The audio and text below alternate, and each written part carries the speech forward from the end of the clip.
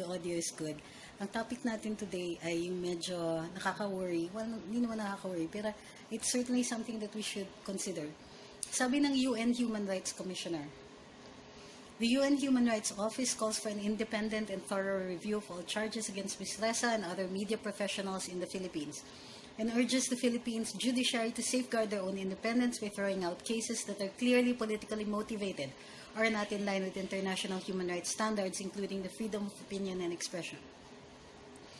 Any charges that appear to be aimed at preventing journalists from undertaking the profession, thereby depriving the public of their right to information, should be dropped immediately. Okay. May mga problema dito sa statement na ito. Ang unang natin nakikitang problema is sinasabi ng Human Rights Commissioner, the UN Human Rights Office calls for an independent and thorough review of all charges against Ms. Ressa. Sino ba ang nagre-review ng mga charges? Dito sa Pilipinas, and in most cases, in the legal system, it is the judiciary. Ayon sa ating saligang batas, maaaring questionin, maaaring i-review ng hukuman ang mga acts that constitute grave abuse of discretion. Pag grave abuse of discretion, so maaaring mag-file ng petisyon si Maria Ressa sa hukuman at questionin yung finding of probable cause niya. Normally po, may mga instances, normally, ang general rule dyan, hindi subject to review yan. However, pwede in cases of grave abuse of discretion. So, maaaring i-review ng hukuman yan. Maria Ressa, has not availed of that as of now. Pero she can. Wala naman pumipigil sa kanya. So, anong sinasabi nitong Human Rights Commissioner na calls for an independent and thorough review of all charges? That's Maria Ressa's call. Gusto niyang ipa-review, edi pumunta siya sa Korte Suprema o sa ibang hukuman. But it is available to her. Hindi yan dinenay sa kanya. Ano yung sinasabi ng UN? Medyo premature itong statement nila. So, against Ms. Ressa and other media professionals, meron bang may issue tungkol sa ibang media professionals? Parang parati na lang siya. Ito pa, sabi din, urges the Philippines judiciary to safeguard their independence by throwing out cases that are clearly politically motivated. Anong ibig sabihin yan? Sinasabihan niyo ba yung aming hukuman na pinapansin nila yung mga kaso na clearly politically motivated lang? Are you calling our judiciary not independent? Are you questioning the integrity of our judges and our justices? Wala pa tayo. Wala kayong ebidensya niyan. Right now, all you have is Ms. Ressa's say-so, and not a single line in the statement of the Human Rights Commissioner says anything about the fact that Maria Ressa really did evade her taxes. Really did evade taxes on behalf of Rappler. And there's no statement about whether or not she committed libel. Really, seriously, by asking first you call for an independent and thorough review, and then you virtually call our judges and our justices as not being capable of throwing out cases that are clearly politically motivated, or are you insinuating that it is possible that they will do so if you hadn't called them out? Diba? What is going on here? What happened to our sovereignty? What happened to the fact that the Philippines is a sovereign nation and is entitled to its full control and over its own jurisdiction? What is this call out? Are you making a judgment already on our legal system, on our administration, when the fact is Maria Ressa is being held for trial? There is no conviction here. There is no intent to, in fact, there is no intent to silence her. Because if this was an intention to silence her, it just gave her another platform, a bigger one, a huge platform that you clearly, UN Human Rights Commission, are participating in. Look, if we wanted to silence her, we would just really ignore her. Seriously. Because, yeah, it's not like, but no, she needs to participate in this. How do we know? Dear UN Human Rights Commissioner, you're making a statement absent any opportunity for our government to contest what she is saying. Diba? All you have now is merely her say-so.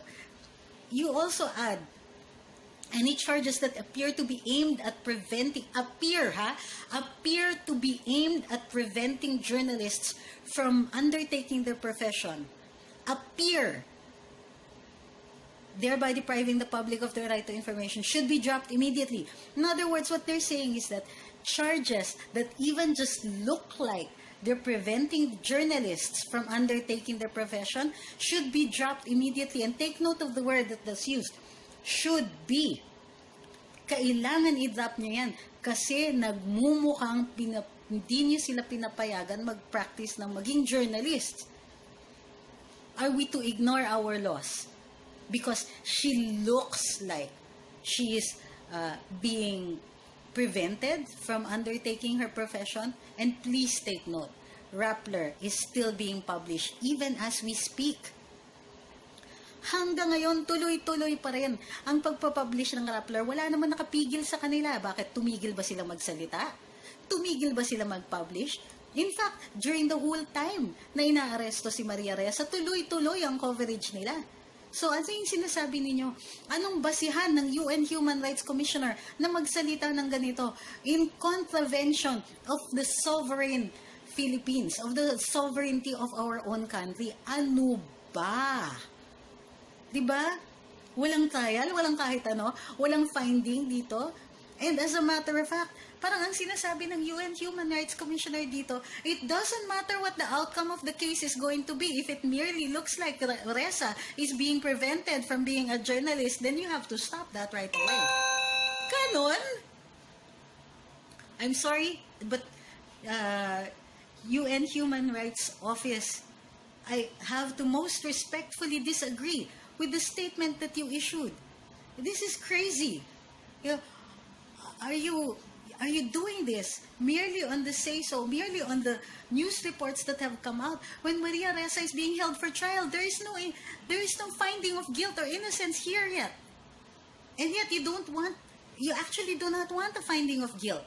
You don't want a trial because you want all of the charges dismissed simply because it looks like Maria Ressa is being kept from being a journalist.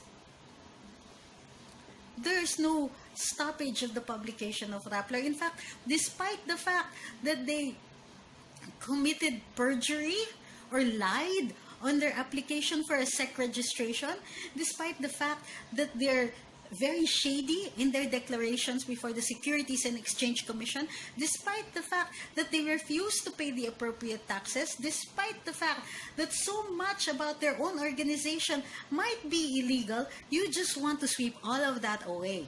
Never mind the sovereign country's laws. Never mind the sovereign Filipino people. Never mind the rest of us who believe we should also be protected from her libel. Never mind all of that.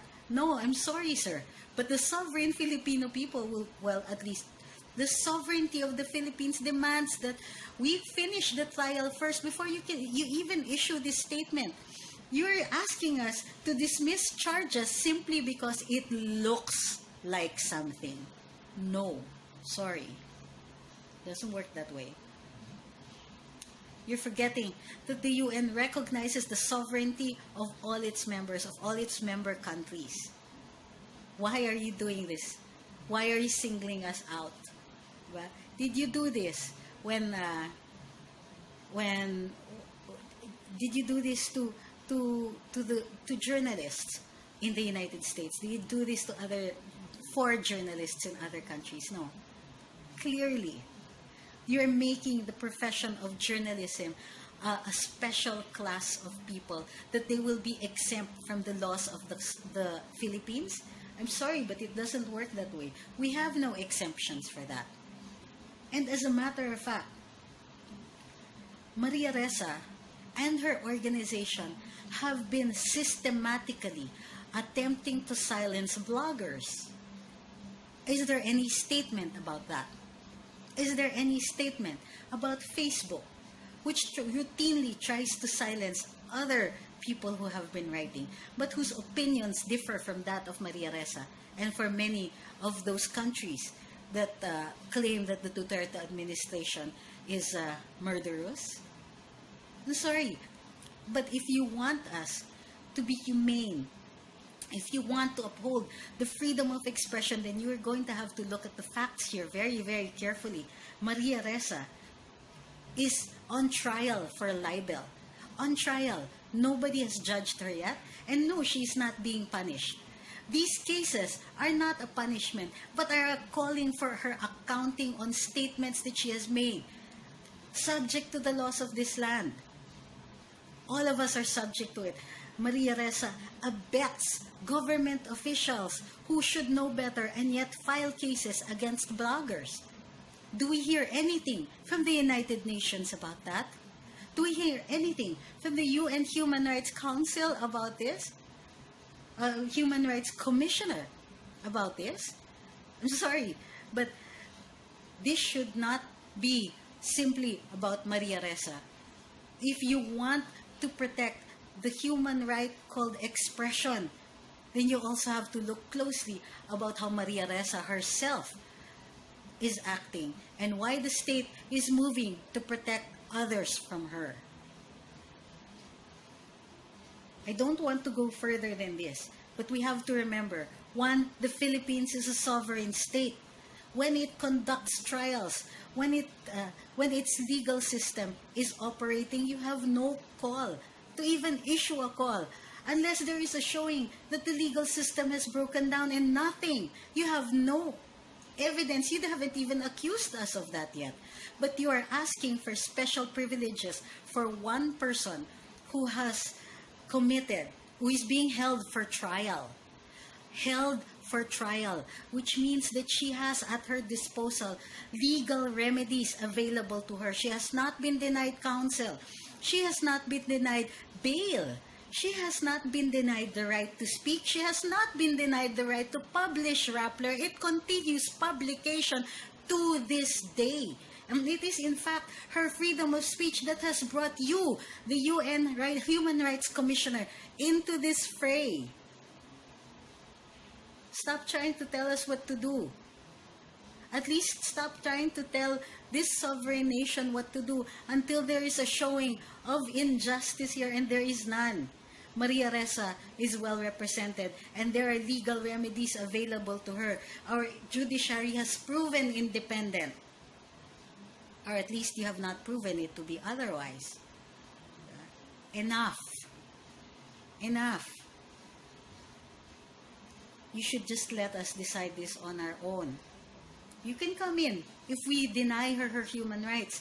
But right now, the only reason the UN Human Rights Commissioner is capable of making a statement in this is because Maria Ressa has not been denied her right to expression, nor has she been denied the right to publish Rappler. Enough. I see the President's response before by declaring that we should withdraw from the United Nations. It is starting to look like a logical response. I was one of those who opposed it, but now I wonder, really, if it was so impossible.